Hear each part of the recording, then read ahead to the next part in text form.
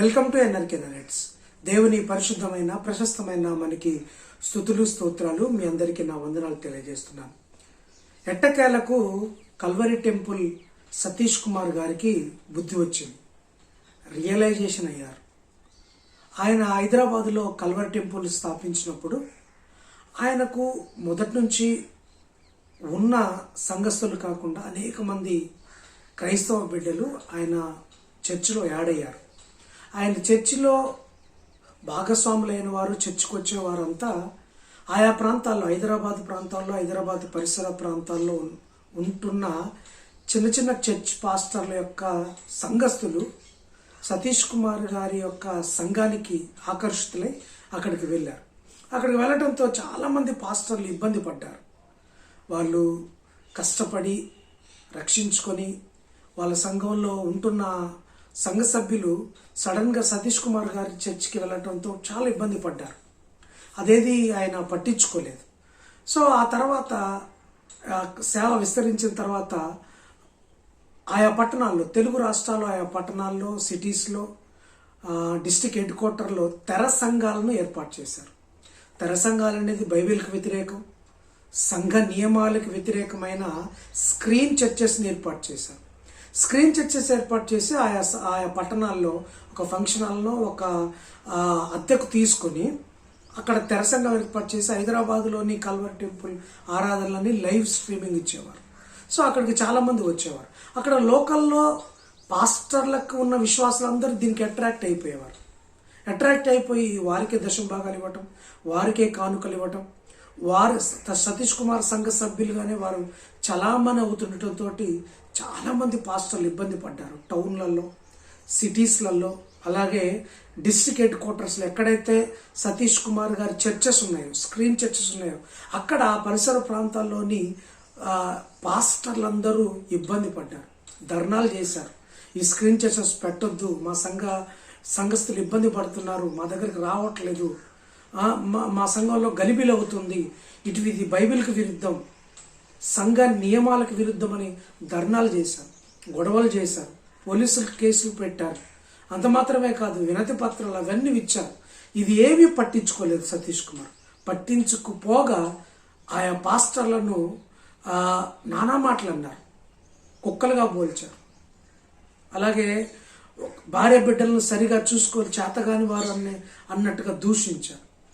అంత మాత్రమే కాదు, భార్య బిడ్డలను చూసుకోలేని చేతగాని వాళ్ళు, కనీసం ఒక 100 మందికి వాక్యం చెప్పలేని వారు, ఒక 30 మంది పట్టుమని చర్చిలో లేనివారు, కుక్కలు, అలాగే ఇంకాస్త శృతి మించి డాష్ గాళ్ళు అని సంబోధించాడు.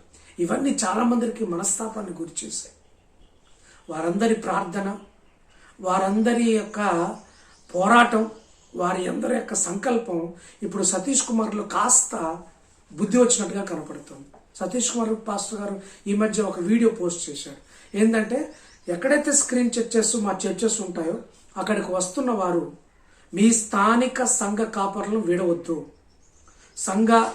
సంఘానికి వెళ్లకుండా ఉండొద్దు, ఆ సంఘానికి వెళ్ళండి, మీ దశమ భాగాలు అక్కడ చెల్లించండి, మీ ప్రత్యేక అర్పణలు అక్కడ చెల్లించండి, మా దగ్గరికి దశమ భాగాలు కానీ ప్రత్యేక అర్పణలు కానీ తేవద్దు, మీ సంఘ కాపర్ని విడవద్దు. కావాలంటే ఒక వాక్యం కోసం ఏదో ఒక టైంలో, మీకు ఫ్రీ ఉన్న టైంలో మీ చర్చెస్కి వెళ్తూ, ఆదివారపు ఆరాధనలో మీ స్థానిక సంఘ కాపర్ల యొక్క చర్చికి వెళ్తూ, ఆ తర్వాత టైం ఉంటే ఇక్కడికి రండి అని ఒక వీడియో పోస్ట్ చేశారు. ఎట్టకేలకు ఇది ఇంతకుముందు ఆయన నోటి నుంచి రాలేదు. వచ్చే వాళ్ళ దగ్గర నుంచి స్పాన్సర్ల పేరు మీద డబ్బులు తీసుకున్నారు, దశమ భాగాలు తీసుకున్నారు, కానుకలు తీసుకున్నారు.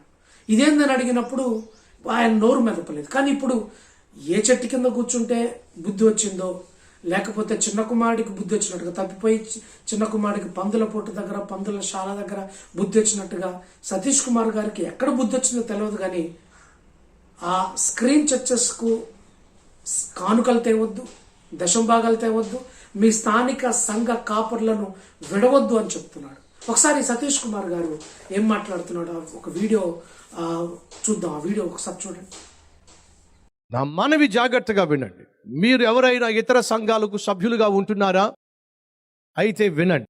దయచేసి మీ సంఘాల్లో ఆ సభ్యత్వాన్ని కొనసాగించండి. ఆ సంఘానికి తప్పక వెళ్ళండి.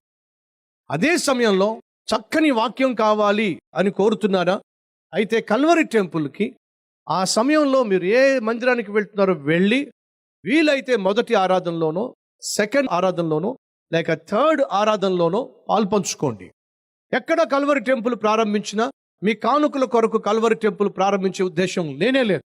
మీ సంఘాలను విడిచిపెట్టకండి. మీ సంఘ కాపరిని పట్టించుకోండి. మీ సంఘ కాపరికే మీ దశమ భాగాన్ని ఇవ్వండి. మీ ప్రత్యేక కానుకలు ఇవ్వండి.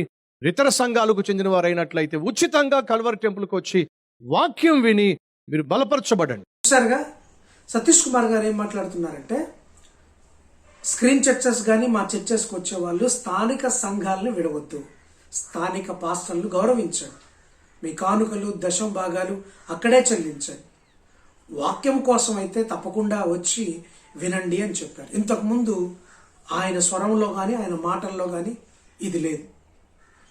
ఈ మధ్య ఈ మాట మాట్లాడుతున్నాడు, అందుకు సంతోషం. ఎందుకంటే నేను ఎరుగుదాం, చాలామంది హైదరాబాద్లో పాస్టర్లు మీరు కల్వరి టెంపుల్ స్థాపించి ఆ మందిరం కొత్త మందిరం కట్టినప్పుడు అనేక మంది మీ దగ్గరకు వస్తున్నప్పుడు చిన్న చిన్న పాస్టర్లు వారు కష్టపడి రేయనక పగలనక వారి గురించి ప్రార్థన చేస్తూ సంపాదించుకున్న అనేక మంది ఆత్మలు మీ దగ్గరకు వచ్చినప్పుడు వారు అల్లాడిపోయారు, బాధపడ్డారు, ఇబ్బంది పడ్డారు. అటువంటి పాస్టర్లను నేను చాలామందిని చూశాను, ఎరుగుదాం. ఇప్పుడు స్క్రీన్ చర్చెస్ ఏర్పాటు చేసినప్పుడు కూడా ఆ టౌన్లలో లోకల్ పాస్టర్స్, ఆ లోకల్ పాస్టర్లు దగ్గర ఉన్న విశ్వాసులు మీ దగ్గరకు వచ్చి మీకే కానుకలు ఇవ్వటం, స్పాన్సర్షిప్కి టీవీ ప్రోగ్రామ్కి కానుకలు ఇవ్వటం, అక్కడ మాత్రం ఎటువంటి కానుకలు ఇవ్వకుండా ఉండటం అనేది చాలా నేను విశ్వాసాలను చూశాను, సంఘస్థులను, సంఘ కాపురులను ఆ విధమైన కార్యక్రమం చేసే వాళ్ళు చూశాను. ఇప్పుడు మీరు ఈ మాట్లాడటం అనేది చాలామందికి కాస్త ఉపశమనం ఉంటుంది. అయితే ఇది మీరు ఖచ్చితంగా పాటించండి. స్క్రీన్ చర్చెస్ ఉపసంహరించుకోండి. ఇది ఒక అడుగు ముందుకేశారు, మంచిదే. కానీ స్క్రీన్ చర్చెస్ అనేది సంఘ నియమావళికి కానీ బైబిల్కి కానీ విరుద్ధం. అది మీరు తెలుసుకోండి. సో ఒక స్టెప్ వేశారు, అందుని బట్టి మీకు హ్యాట్స్ ఆఫ్, సంతోషం. కానీ ఈ స్టెప్ కూడా వేసుకోండి. స్క్రీన్ చర్చెస్ను ఉపసంహరించుకోండి. అవసరమైతే మీ దగ్గర తర్బీదు పొందిన సేవకులు ఉంటే అక్కడ పెట్టండి, అక్కడ పెట్టి సేవను జరిగించండి.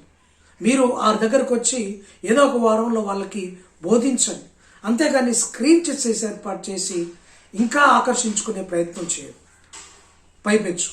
అయితే ఇంకొకటి ఏంటంటే దశమ భాగాలు వద్దు అంటున్నారు, కానుకలు వద్దు అంటున్నారు, మీ సంఘాలకే వెళ్ళమని అంటున్నారు, మంచిదే. కానీ మీరు టీవీ ప్రోగ్రాం పేరిట, స్పాన్సర్షిప్ ప్రోగ్రాం పేరిట వీళ్ళ దగ్గర నుంచి డబ్బులు తీసుకుంటున్నారు, అది కూడా మానేయండి. ఇప్పుడు వీళ్ళందరూ చిన్న చితక ఉద్యోగాలు చేసుకొని ఆ లోకల్లో పనులు చేసుకొని బ్రతికే వాళ్ళు మీకు స్పాన్సర్స్కి 20,000, 30,000, 10,000 ఇలా ఇస్తూ పోతుంటే స్థానిక సంఘ కాపురులకు ఏం ఆఫరింగ్స్ చేస్తారు, ఏ కానుకలు ఇస్తారు? మీరు అది కూడా చేయవాకండి. ఎక్కడి నుంచి స్క్రీన్ చర్చెస్ ఎక్కడున్నా మీరు టీవీ ప్రోగ్రామ్స్ కానీ, చారిటబుల్ ట్రస్ట్ కానీ, లేకపోతే కల్వరి టెంపుల్ సువార్త పరిచర్య కానీ మీరు డబ్బులు తీసుకోవద్దు. అది కూడా చేయండి. ఇది చేశారు, సంతోషం, ఇది కూడా చేయండి. మీరు సేవ పేరిట వ్యాపారం చేయటం మానేయండి. వ్యాపారాత్మక ధోరణిని మీరు విడనాడండి. అప్పుడు చక్కగా మీరు సేవ చేస్తారు. ఇంకా అందరి ప్రశంసలు పొందుకొని, సేవకుల ప్రశంసలు పొందుకొని ముందుకు వెళ్తారు. ఇవి చేయండి. ఇప్పటివరకైతే సంతోషం. స్థానిక సంఘానికే వెళ్ళమని మీకు చెప్తున్నారు, అక్కడే దశమ భాగాలు ఇవ్వమని చెప్తున్నారు, అక్కడే కానుకలు ఇవ్వమని చెప్తున్నారు, మీ సంఘ కాపరిని గౌరవించమని చెప్తున్నారు, మంచిది.